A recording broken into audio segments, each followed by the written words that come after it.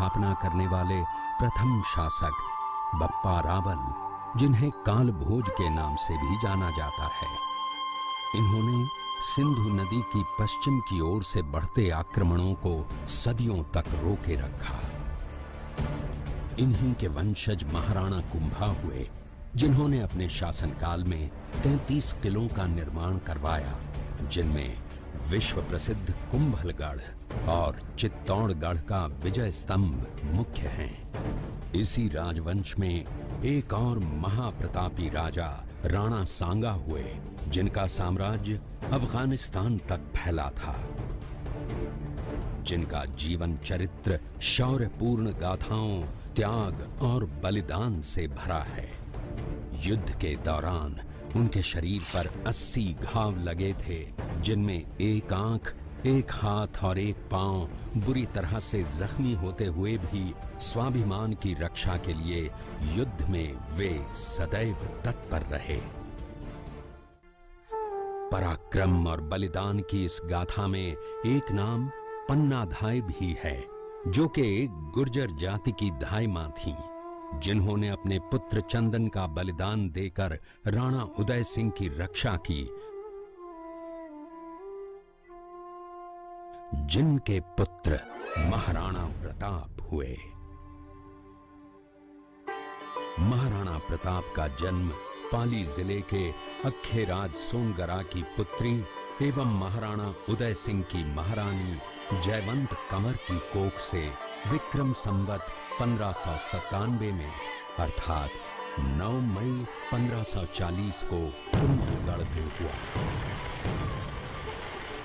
बाल्यकाल चित्तौड़गढ़ में गुजरा। करीब 17 वर्ष की आयु में ही प्रताप का विवाह अजबंदे कंवर के साथ हुआ। सन 1567 में अकबर ने जब चित्तौड़गढ़ पर आक्रमण किया तो मेवाड़ के प्रमुख सरदारों और सेना नायकों के आग्रह पर महाराणा उदय सिंह ने चित्तौड़गढ़ छोड़ दिया।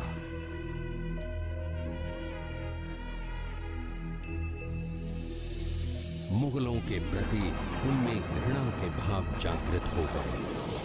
अपने देश, कुल, गौरव और मातृभूमि की मर्यादा के लिए प्राण न्योछावर करने वाले योद्धाओं और ललनाओं से प्रताप ने न केवल सीख ली, बल्कि ये घटना उनके जीवन का आधार बन गई। अपने पिता के साथ दुर्गम पहाड़ों में रहने के बाद प्रताप ने गोगुंदा में अपना पड़ाव कायम किया।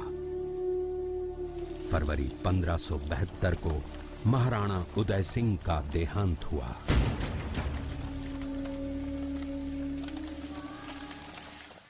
प्रताप की ज्येष्ठता और योग्यता को ध्यान में रखते हुए सरदारों ने उनको राजगद्दी पर आसीन किया। होली के दिन उनका गोगुंदा में राज तिलक हुआ।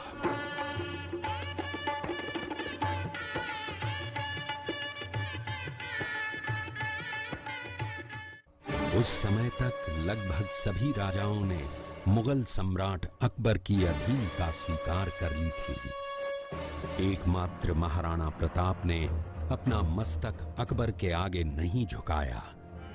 अपनी स्वाधीनता और सार्वभौमिकता के अधिकार को सर्वोपरि माना। अपने दृढ़ निश्चय का परिणाम प्रताप अच्छी तरह जानते थे। प्रताप मुगलों से लोहा लेने की तैयारी में जी जान से जुट गए। 18 जून 1576 की सुबह हल्दी घाटी और खमनोर के मध्य एक मैदान में ऐतिहासिक युद्ध हुआ, जो बाद में रक्त तलाई के नाम से जाना गया। महाराणा प्रताप की सेना गोगुंदा से हल्दी घाटी पहुंची, जबकि सेनापति मानसिंह के नेतृत्व में मुगल सेना ने हल्दी घाटी के ठीक नीचे मैदान में अपना मोर्चा जमाया। मुगल सेना के हरावल दस्ते द्वारा घाटी में घुसपैठ करने के प्रयास की प्रतिक्रिया स्वरूप महाराणा प्रताप की सेना मुगलों पर टूट पड़ी। प्रताप के हरावल सैन्य दलों का नेतृत्व पठान हाकिम खां सूर कर रहे थे। भीलू राणा, जो राणा पूंजा के नाम से भी जाने जाते हैं, उनके नेतृत्व में भील आदिवासियों ने गोरिल्ला पद्धति से युद्ध करते हुए मुगलों के छक्के छुड़ा दिए। देखते ही देखते शाही सेना में खलबली मच गई। रक्त तलाई घोड़ों की टापों, हाथियों की चंगाड़ों और तलवारों की झंकारों से गूंज उठी। चारों तरफ हाहाकार मच गया।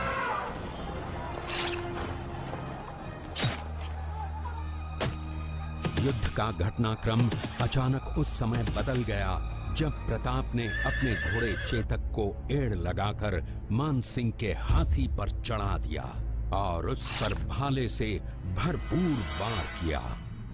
मानसिंह हौदे में दुबक गया। हाथी से उतरते समय चेतक की एक टांग कट गई।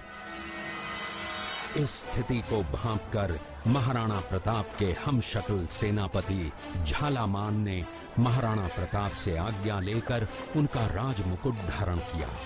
मुगल सेना झालामान को महाराणा प्रताप समझकर उन पर टूट पड़ी।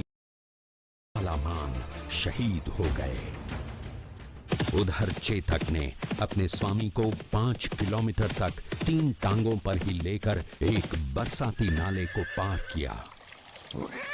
उसके पश्चात उसके प्राण पखेरु उड़ गए। इस युद्ध से महाराणा प्रताप के मन पर गहरा प्रभाव पड़ा।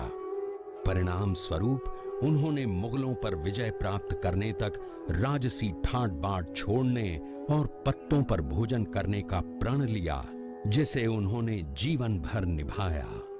महाराणा प्रताप ने अपना सैन्य बल बढ़ाकर सर्वप्रथम अरावली पर्वत की घाटियों में बसे दिवेर पर चढ़ाई कर विजय प्राप्त की। इसके बाद कुंभलगढ़ पर भी विजय प्राप्त की। सिर्फ चित्तौड़गढ़ को छोड़कर सारे मेवाड़ को अपने अधीन कर लिया। कालांतर में महाराणा ने चावंड में अपनी राजधानी स्थापित की।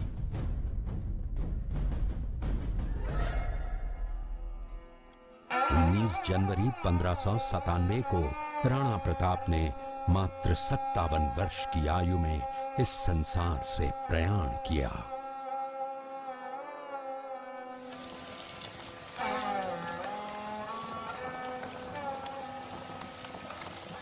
हल्दी घाटी का युद्ध एक सांप्रदायिक युद्ध न होकर आत्मसम्मान, मातृभूमि की स्वतंत्रता व स्वाधीनता का संघर्ष था।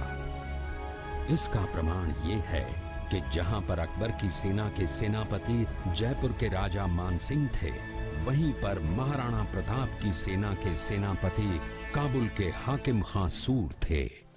महाराणा प्रताप स्वतंत्रता की वेदी पर एक ऐसा अंगारा था जो आत्मसम्मान व देश गौरव के लिए दिन रात जलता रहा, धधकता रहा और अंत में बुझकर भी उसने देश में ऐसा लौह भर दिया जिसकी प्रखर किरणों ने भारत माता को गुलामी की जंजीरों से मुक्त कराने के लिए सदा प्रेरित किया।